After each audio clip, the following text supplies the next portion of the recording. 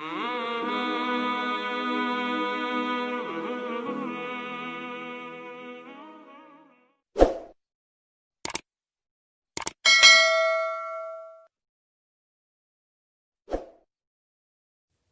calaykum.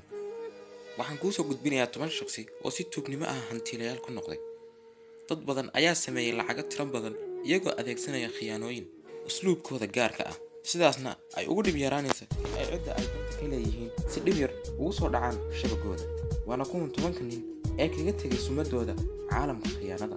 Bernard Carver wuxuu ahaa Bernard ganacsatada ugu waaweyn Mareykanka, wuxuuna rabay lacagtiisa in uu gaarsiiyo $100 milyan isagoo khiyaano iyo xeelad adeegsanaya. Robert Hindi wuxuu ahaa baabuur iibiye Ingiriis ah, wuxuu ka faa'iidaystay xaaladda dagaal ee Ireland, wuxuuna iibin jiray baabuurta caadiga ah in ay yihiin baabuur ayna rasaastu karin, sidaasna kaga qaadi jiray dadka lacag dhabal ah. James Hall wuxuu ku caanbaxay khiyaanada saaxiibadiisa jaamacadda Princeton, isagoo matali jiray in uu agoon yahay, sidaana tabarucaadka ardayda ku heli jiray lacag. Edward Delvervino ninkan wuxuu ku caanbaxay xadidda farshaxanada Paris, isagoo la sheegay in uu mar xaday sawirka Mona Lisa, sawirka dunida ugu caansan. Swabby Smith maalmo kooban gudahood ayuu kaga soo dhex muuqday dunida burcadda abaabulan ee Mareykanka, iyadoo lagu naanaysi jiray ninkii saabuunta.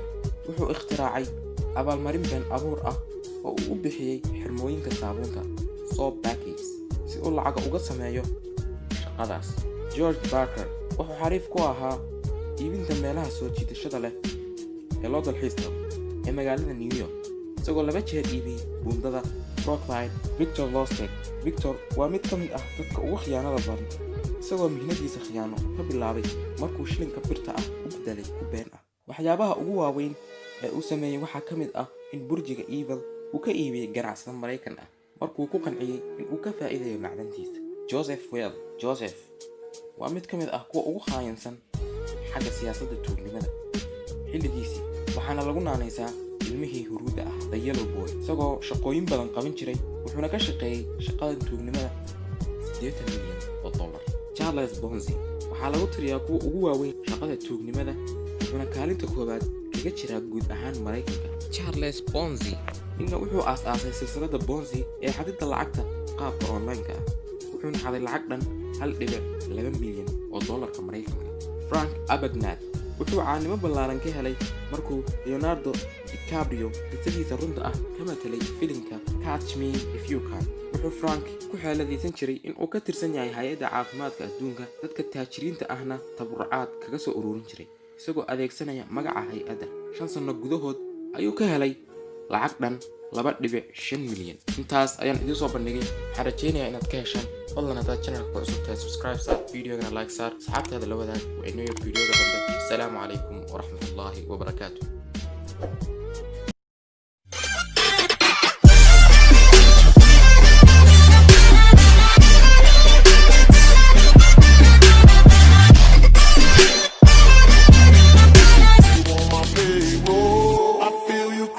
I can see it from my shadow.